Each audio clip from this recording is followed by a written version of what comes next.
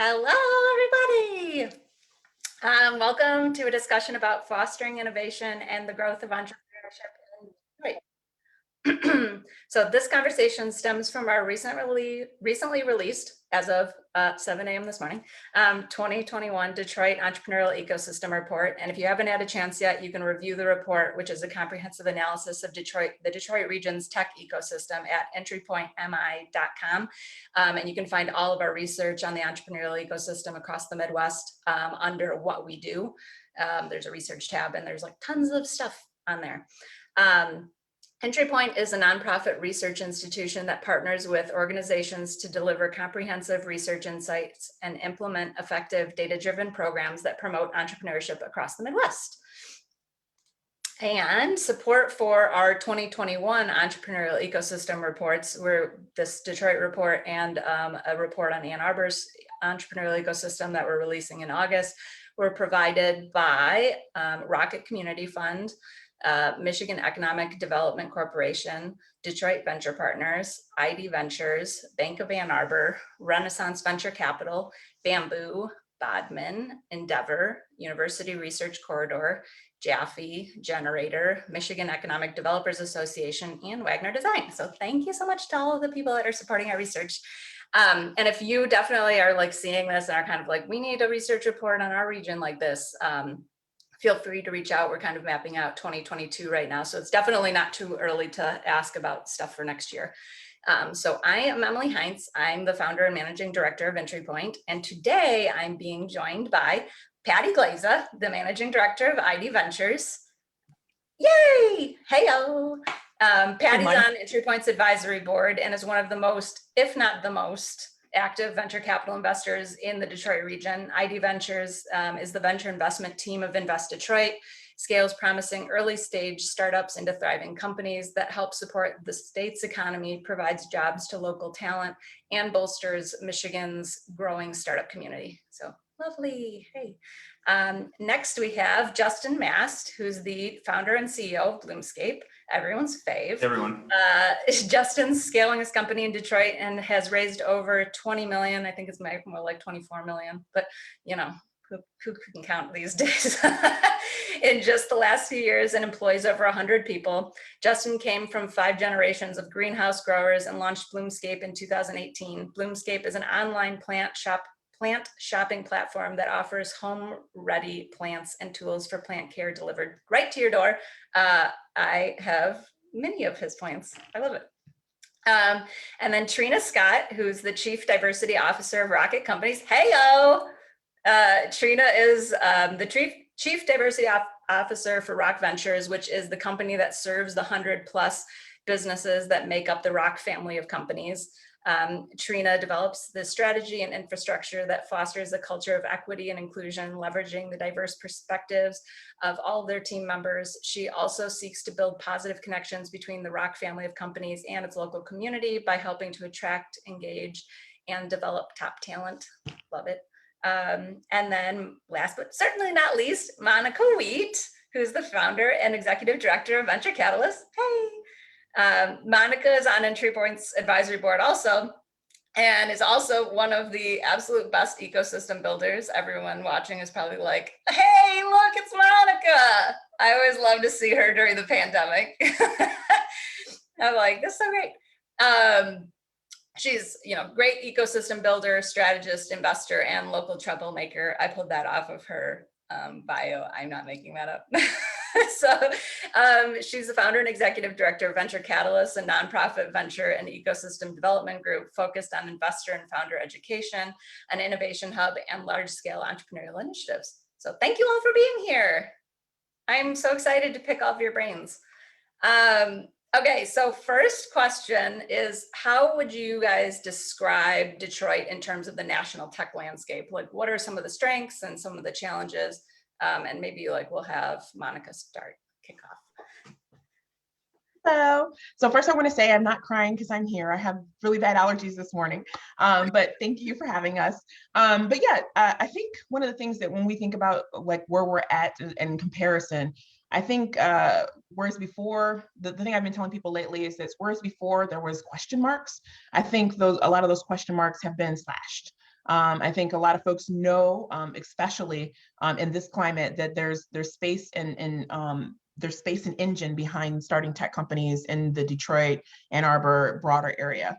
I think the other part too, that where we're gaining, as before, we always touted one of our core strengths of starting companies, which was the fact that you can do this here for less. Your talent is less, your infrastructure is less. You have a really strong market and all those things. But the pandemic, like ballooned that times, I don't know what the multiple is, but because a lot of companies enabled folks to work from home, that enabled tech companies to thrive. We saw that across the board in all of our different cohort companies. A lot of them that were already digital, not only were they able to pick up additional talent because people were thinking bigger on like what's virtual and where you have to be located.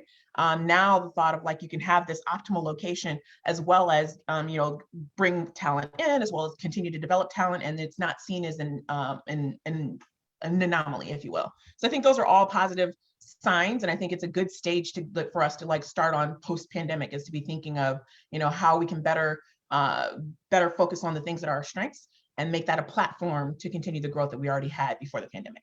Yeah, I love that. Justin or Patti or Trina, do you have anything you wanted to add? I think I agree with what Monica was saying. I do think we need to emphasize, though, that we still are a young and growing ecosystem. So we've made huge strides. We've got some great companies growing and scaling in Detroit. But we still need that investment in the infrastructure. So we've got great groups like Tech Town, Venture Catalyst, Invest Detroit that have been around for years, but we still need to keep investing in the incubators, the accelerators, or the mentorship and the programs that build the pipeline of startups. And I know we'll talk more about that as we go through here, but again, we're young and still growing. Yeah. So that kind of was like a good segue that both of you gave to the next question. So in EntryPoint's 2021 Detroit Entrepreneurial Ecosystem Report that was just released this morning, we found that there were 38 active venture-backed startups in Wayne County. There are many more startups. I'll just qualify that. There are many more startups, but the ones that are attracting venture capital in Wayne County have raised an aggregate of 806 million. So this is a 333% increase in total capital raised over the last 7 years that we've been doing this research. So tons of additional capital coming into the region. In the early days of this research, we were finding a rapid increase in the number of new startup companies. So like a lot of the growth, like if you saw the press release we did like 4 years ago, probably it would be like just like the number of startups is like skyrocketing. And now we've kind of seen that like a little bit level out. A lot of like new startup companies are in the pipeline. But we've seen that like the amount of capital that these companies, that they're like really growing in terms of size, in terms of the amount of capital they've attracted. So a lot of the venture-backed startups that are in the region are attracting this additional capital. What do you guys kind of think that says about the evolution of the entrepreneurial ecosystem? I don't know if you want me to kick that off, Emily, but I do think Detroit is a great place to grow your business. So I was looking at the report, like we're invested in 24 out of those 38 companies. And the one thing that surprises me of the list, though, is how long most of those companies have been active. We're talking, 3-4+ years, even longer for many of them. So you got great companies, Bloomscape, obviously, one of our favorites. You've got Airspace Link, you've got Autobooks, you've got Functional Fluidics, you've got StockX, of course, but you've got these companies that have been able to establish here, find the talent they need, and scale. And I think that's so critical. I'm going to go back to pipeline, though. There are not enough newer companies on that list. We're still missing that gap of being able to fund and attract and have enough tech scalable companies coming into that pipeline. Yeah. And I double down on that and say, I think that that beginning part of the pipeline is missing. And part of that is, as Patti mentioned earlier, is the lack of capital. They're not getting past a certain stage. There's a block there. And when they're not getting past that stage, they're not able to grow and then attract venture dollars. And I think part of that is like the investment in programs that are, obviously I'm a little biased, but that are ecosystem focused, and things that are ecosystem focused that are helping people skip from level of ideation to, and minimal product to like actual, customers, to growing the customers. That whole pathway, that pipeline of how we develop these companies, it's missing that infusion of capital to make sure that we enable more folks to be venture ready. And that's one of the things that we talk about a lot, is that, what's venture backable versus what's not, and how can we enable companies that need that to scale. We talk a lot about people being over mentored and undercapitalized, and that's something that's really, really important to our ecosystem. The mentorship was what made us, because we had such a strong, focus of folks coming out to the programs that did happen, but the capital needs to match that. And once we have those two, I think we'll have more in the pipeline, and those numbers will grow. But I do think that it's very telling that we are, at 333% up. I think that's a huge gain, and I'm excited that I think over a little bit over or under half, just about, or went through different programs that we've hosted, and that's exciting to see. And it's exciting to see, that it's working, but we need more. Justin, something to you. So it's like in the earliest days of Bloomscape, or kind of even like it broader, the rest of the panelists, the companies that you've invested in or worked with, what are some of the specific characteristics or resources in Detroit that you felt were really critical? Yeah, I mean, I think, if we're looking at our seed stage, we really are a Michigan success story. We received a lot of really good support, both in the investment community and in the mentorship and advisory world. At this point, most of our capital has come from outside of the state. But when I was just like first getting started, we needed a few local people to take a bet on really me at that point, and just say like, yeah, we can vouch for this dude. We've got the pitch. He can speak clearly about the vision. So Invest Detroit was one of our first investors, Invest Michigan. And then there was a really great group of angels who were writing smaller checks, people I knew sort of through the network or that I had met, recently, that got behind us. That gave us a signal that I could take to other investors who knew our space better or category better, and I could leverage that to raise more capital. So that was a big part of it. And then we also I think we either got lucky or and found some really good key first advisors.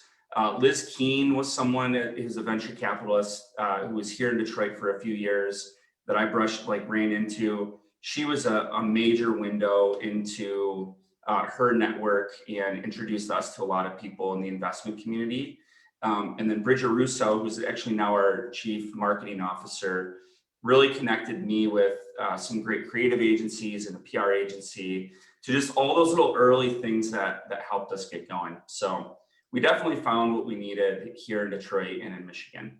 Yeah, it's definitely like all things. Like you're like, we needed all the things. And I think that is like, you do see there's room for more, because it is such a large region and there's so much activity and so many different types of organizations. But like, really, it's just like, yeah, like all these things, high tide raises all boats kind of thing. And I like to see that, like, as things evolve, like more capital is coming from outside of Michigan, because it's like you were able to get those early rounds from Michigan investors, but like, it's like great. I mean, economically speaking, it's great when the money can come from somewhere else and be like, oh, welcome to Michigan, the money. Thank you for that. Yeah, I would just add one other thing. I think Floyd was a big, kind of an untold part of our launch too. I mean, I'm friends with one of the co-founders, Kyle Hoff. And I think because they had been in the scene a couple of years before us, they sort of started to open up perspectives here about a model that could work. And then we learned a ton from them. We were able to say like, all right, what's working? How do you raise around this? What are the like KPIs that really matter in this business? So like having someone that was a stage ahead of us in the community really helped me quite a bit too. Yeah. What's KPIs for people who might be watching and are not sure? Key performance indicators. Okay. CAC, things like repeat purchase rate, stuff like that. All the things. All So the Emily, things. Can I just make one point? Yeah. I totally agree that having outside capital is awesome and having others invest in the state. But you also have to remember, though, that when these companies hit the big exit returns, those dollars are flowing out of the state. So yes, we want outside of capital, but we also want the state to benefit and the Yeah, investors that's in the true. state to benefit too. That's a great point. Trina, did you have something to add? I saw you go off mute for like 1 second. I was like, eh. No, yeah, no. First of all, it's great being here with all of you. But just speaking it from a corporation standpoint, Yeah. we launched Detroit Demo Day, the Rocket Mortgage Detroit Demo Day 4 years ago, infusing 4.4 million into the ecosystem here, and it's been one of our building blocks of the things that we do at Rocket Companies.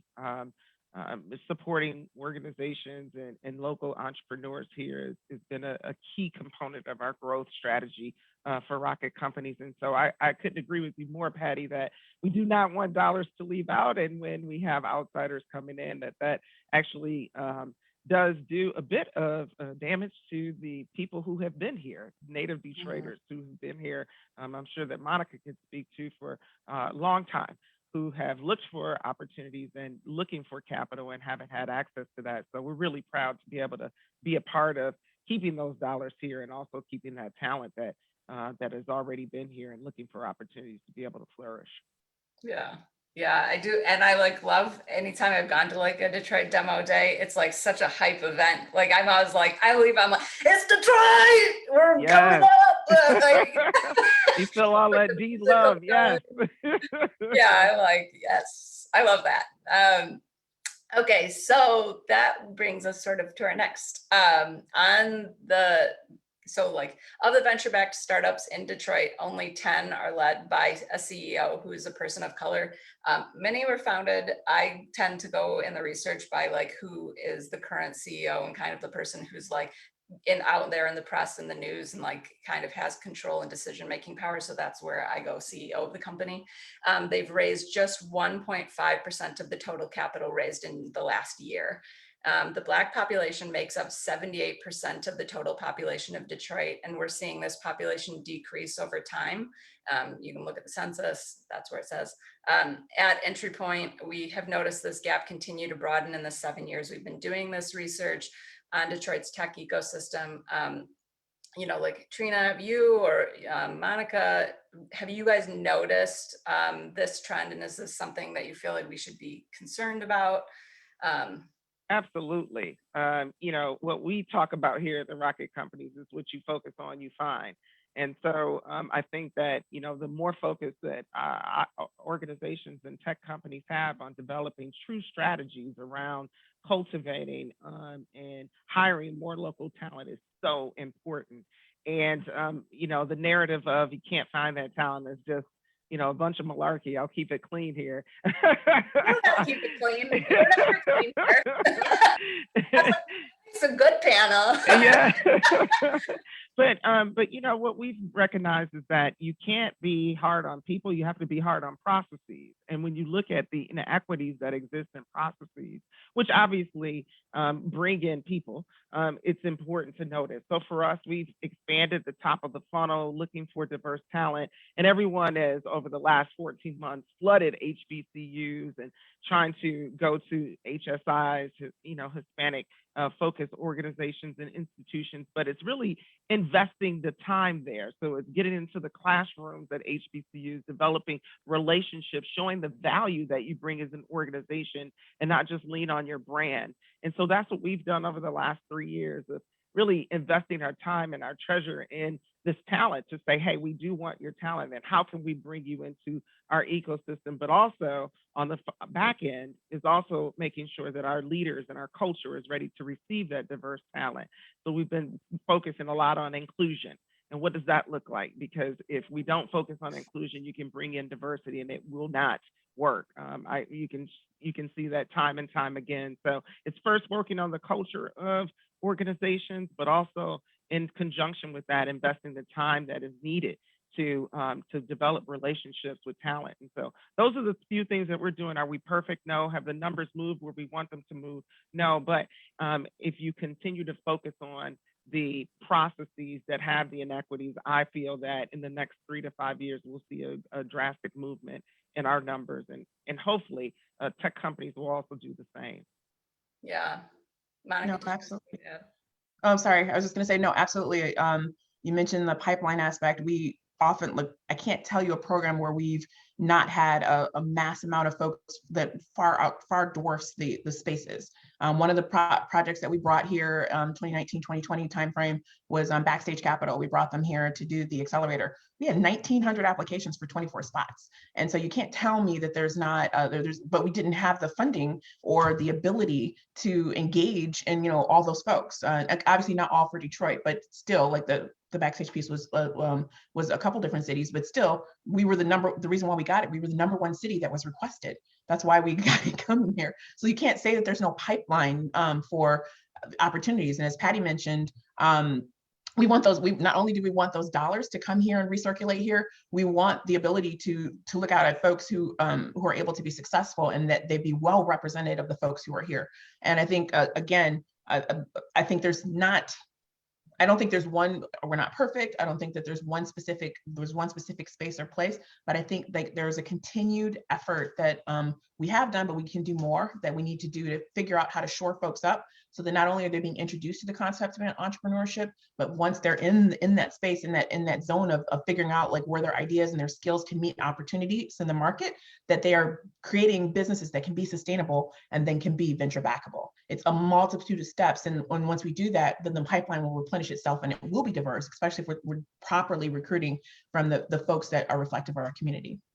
Yeah, what do you think are kind of this is a dumb question, but I'll just ask it anyway, because it's my thing, is what do you think are some of the negative consequences? Because it's like, I do think it's like year 1 of doing this research, I was like, oh, it's a little bit awkward. The tech community is going this way. The community, that just the broader community in Detroit is growing this other way, and they're kind of like parting ways, and it's kind of getting worse over time.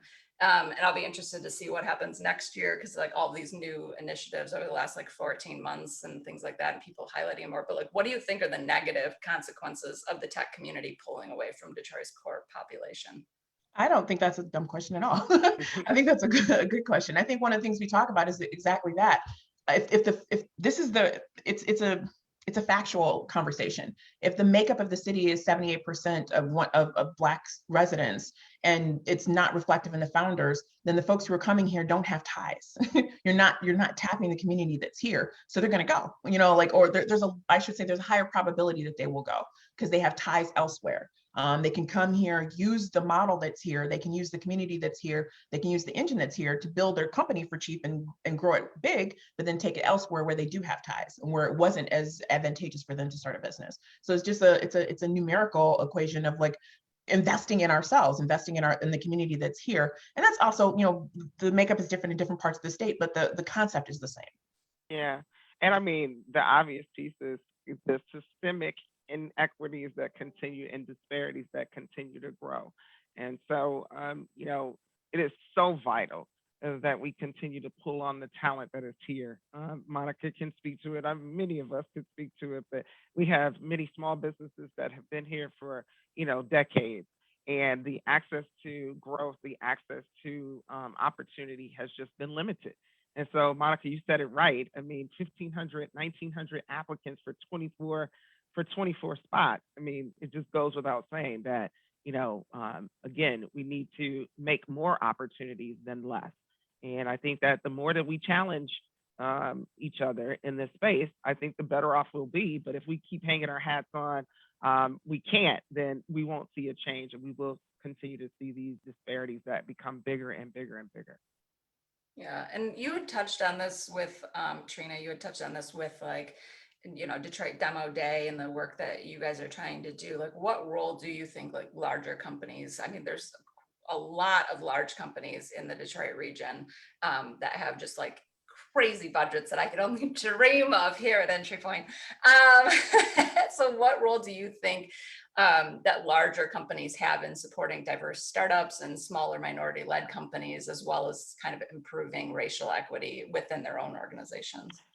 Wow, you can't broad brush stroke this, but I think that everyone has a corporate social responsibility, and that can't be, dismissed. And that corporate social responsibility has to be rooted in what you as an organization find valuable. And so for us, entrepreneurship is one of those key components through the Rocket Community Fund. In addition to that, we're focused on employment. We're also focused on making sure that we activate and animate the city so that all residents have access into opportunities. And so, again, it has to be a strategic focus. It can't be that thing over there, or that you give $2,000, $3,000, $4,000 to each organization. That's not going to make a difference. So for us, we've really honed in on those things that are vital to where we can make an impact. Housing stability is one of those areas. Again, entrepreneurship is another area that we focus in on, and not writing a check, but giving the wraparound services that many of the panelists have spoke about. Not just giving the infused funding, but how do I continue to grow, and how do I continue to overcome some of those barriers that exist if I'm an entrepreneur. So those are the things that we've been doing. And again, we're not perfect, and we're certainly not patting ourselves on the back, but we are trying to influence others to do the same. The last piece I'll say is that from a procurement perspective, it's so important that we buy locally and from diverse vendors. And so our effort has been on doubling down on that. So making real intentional focus of everything that we can do, from the Rocket Mortgage Classic, which is a golf tournament that's launching next week, ensuring that we're buying locally, ensuring that we are highlighting those small businesses that are here in our city are vital. And those are just a few things that we can do. There's so many other things that we can do by really intentionally. I'm going to keep using that word. I think if you keep using it, that people will understand it. If you have a zero-in focus on it, then you will see that impact. So for us, we put a big bold statement in place for the number of dollars that we'll spend, and we'll continue to grow that. And it's not about what's on the scoreboard. It's actually to see what that impact is. Just a small example, we had a small business that was, an author 4 years ago. Her name is Jacqueline Baker. She's from Detroit. She now lives in DC. She wrote a book called Leader by Mistake.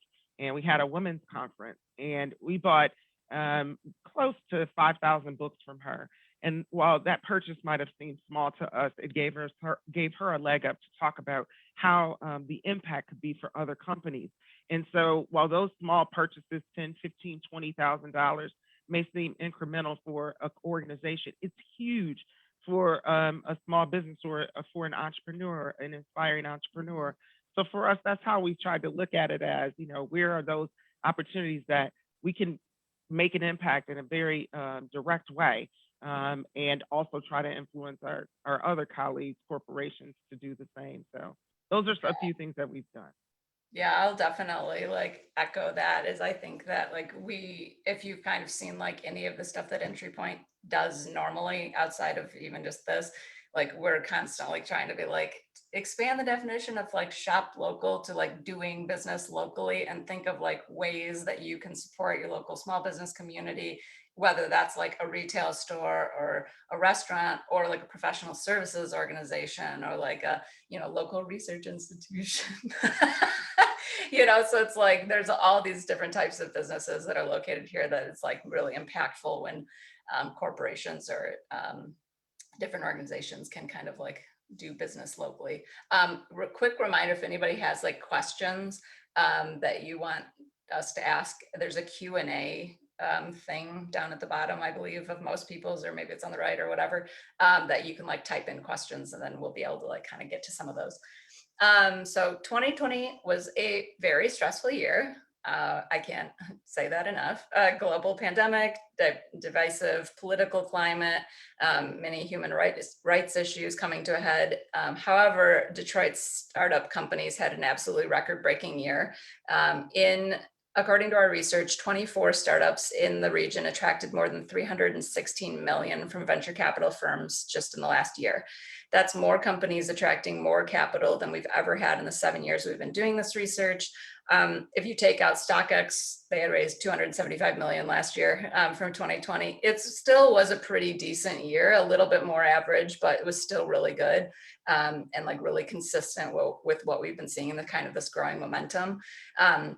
but it was still the highest number of companies raising venture capital in the last 7 years that we've done this research. How do you think the tech community in Detroit was impacted by this last year? And do you think we'll see things take off after this year, stay about the same, struggle for a bit? Like, how do you guys foresee the future?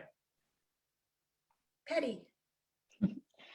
Yeah, so we've got a great stable base of some really strong startups, and I expect them to continue to grow and thrive. I think they figured out how to move virtual, how to keep growing, how to keep raising money.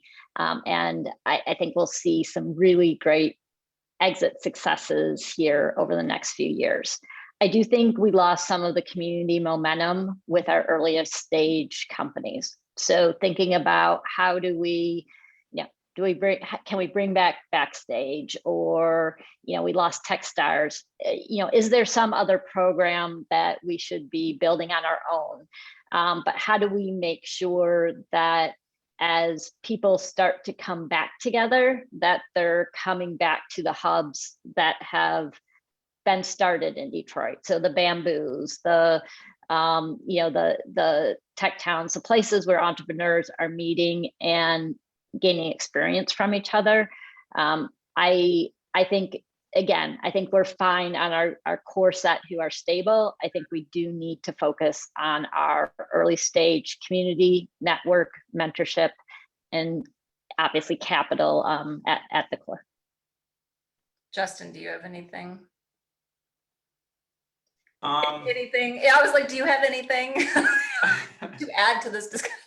Jesus. I mean, I think in a healthy startup ecosystem, it is a virtuous loop. I think as you get companies growing and scaling, it creates opportunities for mentorship and for other people to have touch points that give people the start or the lifelines that we had when we were starting. So I think I don't have the same view on the ecosystem as really everyone else in this call, where I'm so narrowly focused on what we're doing. But I think it's a positive sum game when you have successful startups coming out of the region. And I think, if we get that big exit, that'll benefit some people outside of Michigan, but that'll really benefit people inside of Michigan and in Detroit too. And so I think it's, I know for us as one piece of the larger ecosystem, I think it is a matter of time till some of these things are really starting to turn back and show positive payout, outside of just the company. Yeah.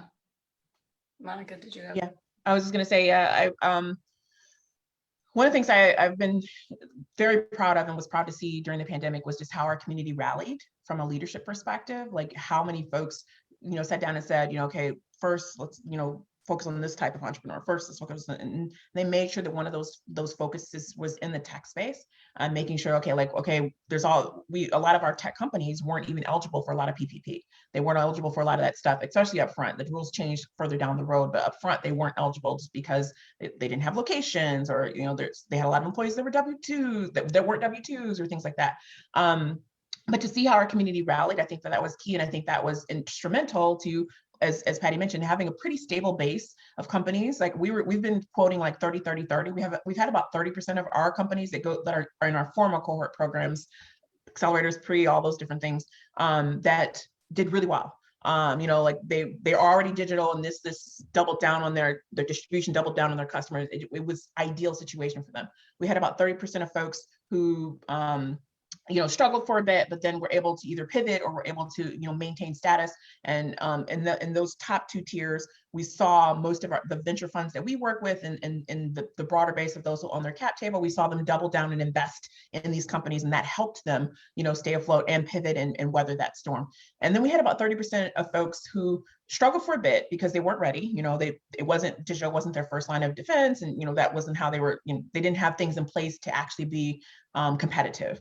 And so for those folks, we worked with them immensely, and there was a huge amount of folks across all of these areas that thrived on the benefits of our community, which is mentorship based. But at the same time, that's where some of those programs went, is because we were using the we were using the mentorship in a different way. So I think we're poised now that we've settled a little bit. We'll ever say that the pandemic is over and everything is rosy now, because we know a lot of things could happen.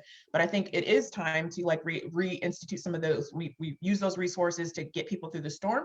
Now there's moments to reinstitute and figure out what the future looks like. You know, bringing new blood into the ecosystem development space. You know, new folks to execute on it. But I think in those spaces and places, if we can shore that up, I think we'll continue to have like that stable base of tech companies. But they do need that support and that mentorship that didn't waver at all during the pandemic. So that was really good to see, and a positive effect for not only the region, but a good model for other regions. Yeah, it does seem like just research that we've done, like this research and like other research we've done, like the tech community that was like had some venture backing and like really good partners within the venture community, like did great. And like we're just like rocking, we're easily able to kind of, I mean, I say easily compared to like some other types of industries, able to kind of pivot to everything being remote. Justin's like, I lost 5 years at the end of my life. You're such a jerk. Don't say it was easy. I know, I was like, me too. Don't you think I look like 5 years older than I did last year? Like in 2019, I was like, I had 2019 energy. Now I'm like, I passed 2020, 2021. Like this is what kind of energy we're getting now. I look older. But anyway, yeah. So it's like, I do think we saw like a lot of those companies kind of were able to like roll in the right direction. But it's an interesting point that Patti and Monica both kind of touched on, of those companies that were like, had launched, but we're kind of like right in the thick of like, you know, pre-seed idea stage, like, and like the community not having those programs and those accelerators and like the networking opportunities during this time, that I think that probably really hinders them. It'll be interesting to see, like a lot of times research that we've done for quite a while now, if you look back at like 2008, during the recession, we saw like everything just took a tank in 2008. And then in 2009, companies like Duo Security started, you know, like where like all of a sudden people were like, and I mean, that's not the end all be all of like that example, but like there's like all of these companies that started in 2009 that you're like, damn, like within like 10 years just had like a huge reshaping impact on the entire entrepreneurial ecosystem in the Midwest. So But remember, Emily, that's not like, we didn't have like like different parts of our society had different economic downturns, right? Yeah. So right now we're in a situation where labor is so tight.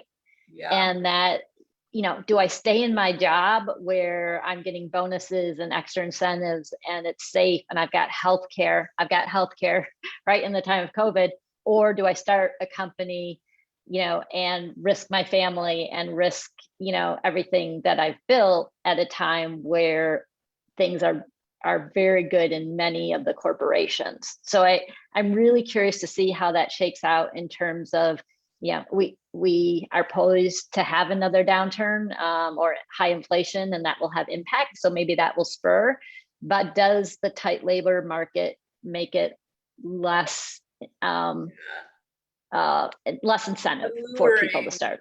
Yeah. Yeah, that'll be, well, we will see. And come to our 2022, we'll put the registration link in the comments.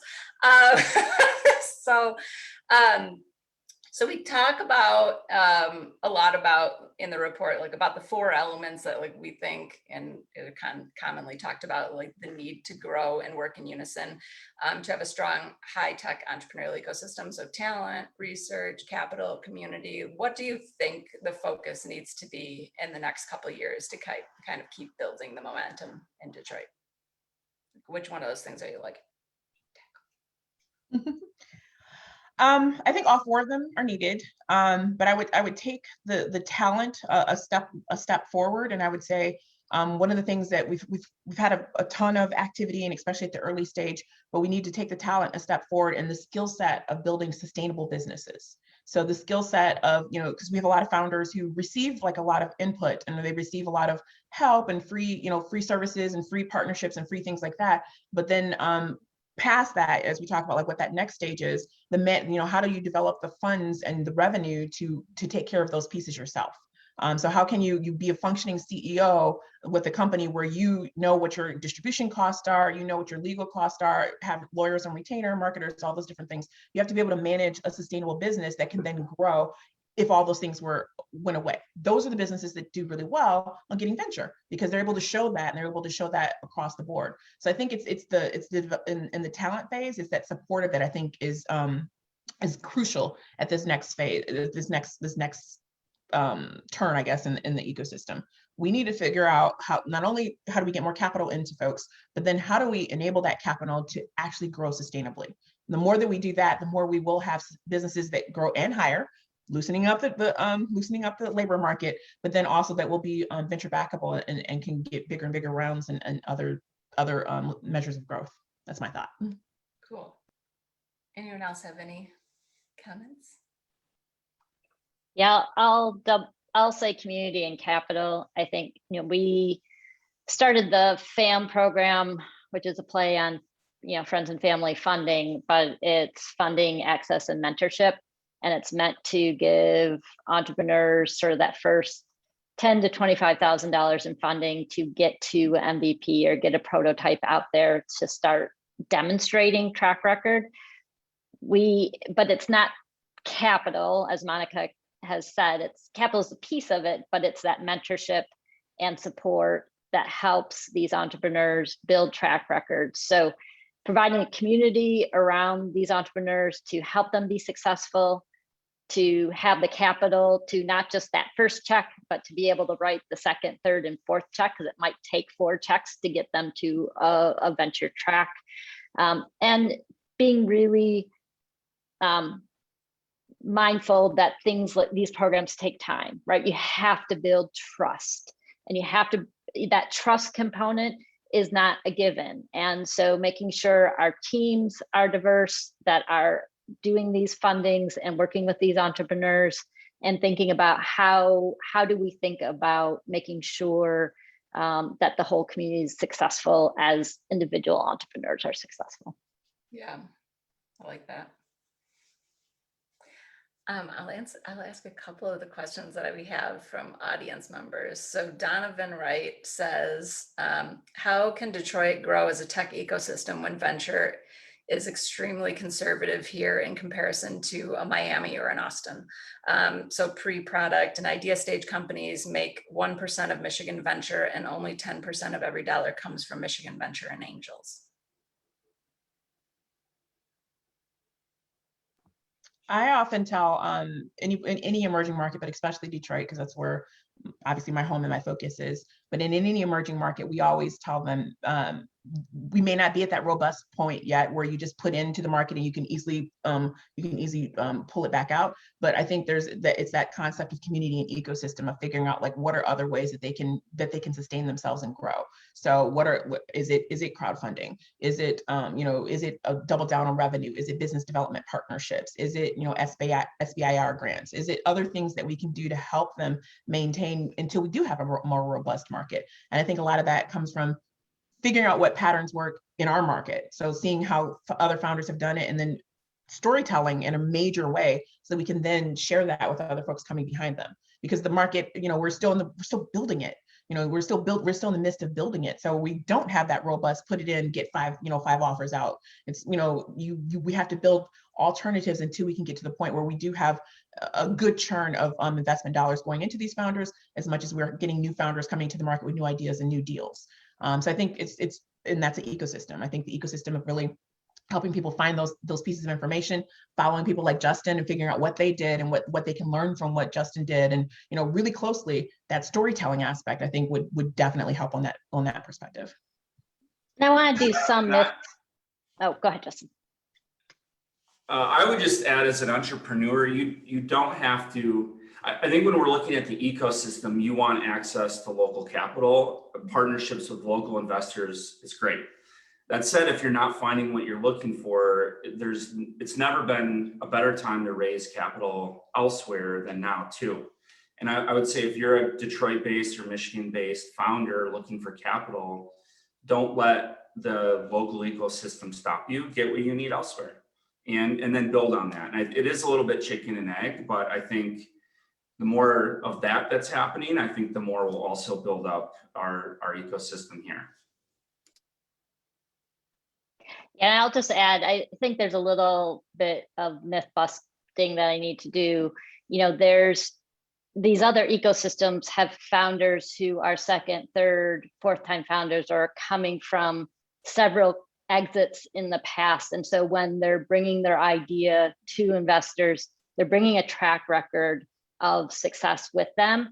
I've seen locally several companies of late in the past year raise on just a little bit more than an idea, sort of a sketch of, a company, but it's because they're coming from, they've got track records to demonstrate and show why they're going to be successful. So I think we just have to be a little careful here on apples to apples comparisons.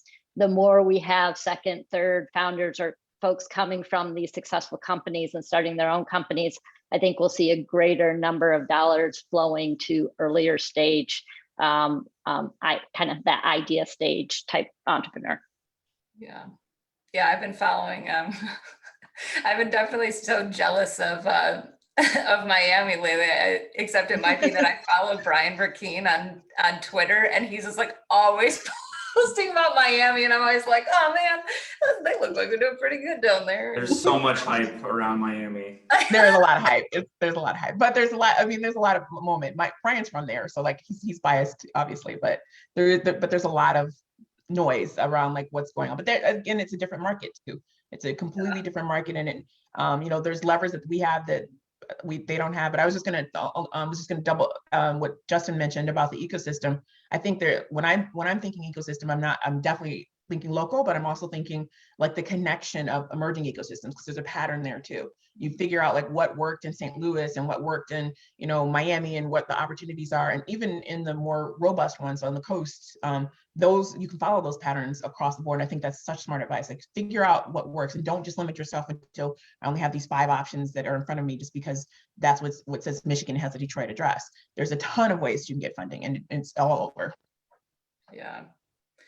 I like that. And then if you could have a magic wand, Hannah Merton says, if you could have a magic wand, what do you wish we could change or add to our ecosystem to unlock more growth?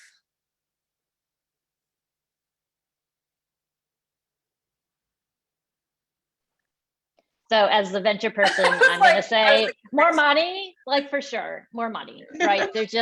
There's not enough capital. We're raising our Evergreen Fund just to make sure that there's capital to invest in our Michigan entrepreneurs, and to have a stable source of capital to be here in the state. But you have to invest money to make money, to keep reinvesting money. And we've just gotten to a point where we're dribbling it out as at the state, and we're piecing together philanthropic and angel and state, and cobbling these things together versus having these $100-200 million programs that other states are investing into the space and saying, we will invest in you, entrepreneur. We do have, we know it takes time to build ecosystems. It's a 30-year project. It's not a 5-year project, and we're really making sure we're investing in our future. Yeah, I like that. Yeah. If I had a magic wand, the first thing is that we have to address the digital divide that exists here in Detroit. And, I'm just going to read a few statistics that I think are important. That Detroit is the least connected large city in the country. 30% of Detroiters don't have access to broadband. 40% of Detroit families have no cellular data plan, and 22% of Detroit families only have access to the internet through a cell phone. And so I think that if we are going to be true about this, and if we're talking about Detroit being a tech hub, we have to address this digital divide that exists. And it was more highlighted during the pandemic than anything. And so I think if my magic wand would be to make this accessible for all, especially when we think about Detroiters here and we think about local talent. So if I had a magic wand, which we are trying to wave with creating a group called Connect 313, not just with Rocket Community Fund, but the United Way of Southeast Michigan, working with the city of Detroit, working with Microsoft and other companies, of course, Rocket Mortgage. And we're trying to bridge that digital divide gap, but it's going to take more than just handing out laptops. It's got to be community hubs that are there. It's got to be, how do you use these digital assets that are out there It's really the wraparound services that are required, and not just having the device. So that would be my plea for us to be able to address that more holistically and have a greater effort collectively for us to be able to bridge it faster than what it is right now. Yeah, that is such a good point. We recently did a research report on Genesee County's small business community. And when we talked to them about access to capital, just for like even outside of venture capital, just any type of capital, one of the biggest things that they said was like, yeah, we don't have internet access. So like going to try to find to a coffee shop to like look for like PPP loans and like other things during the pandemic was like extremely difficult because all the coffee shops were closed and things like that. So, and we did find in other research we did in Washtenaw County that like one of the difference between like PPP approval rates for white owned companies was significantly higher than approval rates for Black owned small businesses. And so people were trying, just for a lot of those reasons, were not able to, didn't have a banking relationship, didn't have access to the internet to be able to even fill out the forms or find out about the programs and things like that. So definitely that is like a big issue that we see in a lot of stuff we do. And so, you know, Emily, to that point, we have to meet people and reach them where they are. And so if we only make things accessible through these vehicles, then it's going to continue to have these disparities that exist. So we have to go to those mediums where, you know, diverse entrepreneurs may be. They may not have access, to your point, on the internet, but maybe we should be going to radio stations. Maybe we should go to those publications that, you know, Black and brown, diverse, you know, entrepreneurs are at.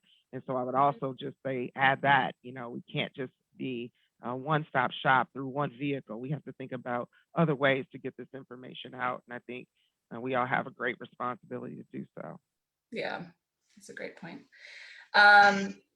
So we're nearing the end here. Let me see if like there's a couple other questions that we might have already covered. Okay. What does Detroit need? So this is kind of any of you. What does Detroit need to have happen in the next 5 years to continue the growth and health of the tech community? Everything. No, I'm just Yeah. like, no, I think one of the things I've been super passionate about, I think in this space, is looking at points of commerce. So I think there's a lot that we've built, you know, on our community values and the passion of our community and the energy of our community and distributing resources that way. But I think also the next step of evolution for us is to focus on developing points of commerce between groups so that we're understanding the value of different services so that when a service comes into a market, that value is translated up the market, that it becomes points of commerce that businesses can exchange amongst one another. I think there's a big gray area in the middle where a lot of value gets lost, where a lot of revenue gets lost, and a lot of sustainability and building of businesses gets lost. And I wish we were more robust in understanding how to value those pieces so we can understand what real money is needed and then have a better chance to get the capital that it would take to make businesses sustainable. So I wish it was just like that next step of like communities, I think starts, and what I've seen over the last 10, 15 years, starts at the beginning where, you know, people putting in their time and their energy, it goes into like, you know, focused volunteer roles. I think the next it goes into focused roles with commerce and value across the board. Once we're doing that, then we're building foundation that is sustainable to the next level, which is then when we do become a more robust ecosystem that isn't talking about the things that we're missing. It's just advancing the narrative of, you know, this is how we make money. These are our top industries. Feed into it, feed out of it, that kind of thing. So we're in that point of like developing those points of commerce and figuring that out, I think is really key. And then shoring up of some of the pieces like where Trina was mentioning, things like digital divide and things like that. Like we need those things shored up because again, we're not going to have those points of commerce if everyone doesn't have the ability to tie in. But I'm looking forward to it. I'm looking forward to seeing what we're going to do next. So I'm looking forward to it a lot. Yeah. Justin, what do you think? Because I feel like you're kind of at the point, you've raised a significant amount of capital. You guys have grown. You're like, you see, like open up West Elm's website and you're like, hey, look, it's Justin. As I like to say, like we're best friends or something. I just pretend. But, you know, like, I think for you and like your peers who have kind of raised 20 million plus and are at that point, what do you think in the next 5 years? I mean, the more visible startup work of finding product market fit, we're past that stage, but we're in the nitty gritty of scaling up right now. And there's a lot of building we're doing there too. I think growing the team, 18 months ago, we were about 25 people. Now we're 125. So there's rapid hiring, building the team. I think there's, in addition to capital, we're looking for other types of partnerships with retailers or with, we're sort of moving into some of these next levels. And I think, support doing that is critical for us. I think the same kind of local support we were getting at the earlier stage, we need sort of scale version of that now. I think one really good example of a place we've gotten a lot of great scale up support is from Endeavor Detroit, we're a part of. And I don't know, I think that's where my head's at this stage in our growth. Yeah, I love Endeavor. They also supported this research. Yay. Cool. Okay. Well, I am so excited. I know we're like at time right now. So thank you all so much for joining. So smart. I love you all so much. And we'll be fangirling and rewatching this forever. My own conversation. And then thank you all. If you guys want to check out the report and you're kind of like, what are they talking about? You can go to entrypointmi.com and you can check out our research. It's under what we do. We also have a number of other research reports in case you just love to peruse some research. And then we will see you all in August when we're doing this again in Ann Arbor. So fun. Okay. See you guys. Thank you, Emily, for all you do. Thank you, Bye, Emily. everybody. This is awesome. Bye, everyone. Thank you for joining us. Thank you. Thank you.